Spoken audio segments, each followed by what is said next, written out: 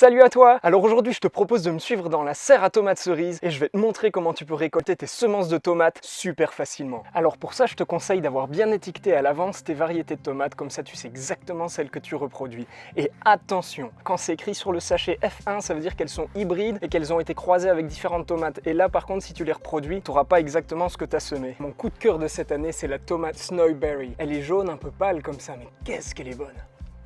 Quand tu choisis tes tomates, veille à ce qu'elles soient bien mûres, même limite éclatées, comme ça au moins tu es sûr que les graines sont bien arrivées à maturité. Pour commencer, tu vas avoir besoin d'une planche à découper et d'un bon couteau. Ensuite, tu coupes tes tomates en deux et tu les écrases légèrement pour faire sortir le jus et les graines. Au jardin, on ne gaspille rien. Les restants de tomates peuvent être réutilisés en cuisine pour faire une sauce par exemple. Mais ça, ce sera pour une prochaine vidéo. Le reste pourra simplement aller sur le compost. Les graines sont enrobées d'une sorte de gélatine qui est un antigerminatif naturel. Il va falloir t'en séparer pour t'assurer un bon taux de germination quand tu sèmeras tes graines à la fin de l'hiver. Il te suffit de les laisser tremper dans de l'eau pendant un jour ou deux. Ensuite, rince bien tes graines. Tu peux utiliser une petite passoire pour cela. Une fois tes graines bien nettoyées, étale-les sur une petite planche de bois pour qu'elles sèchent bien. Quand tes graines sont bien sèches, il ne te reste plus qu'à les mettre dans des sachets en veillant à bien noter le nom de la variété. Je te montrerai bientôt comment je fais mes sachets, c'est super simple, tu verras. Et voilà, c'est tout. Je t'avais dit que c'était facile. Maintenant, c'est à toi de jouer. À la prochaine!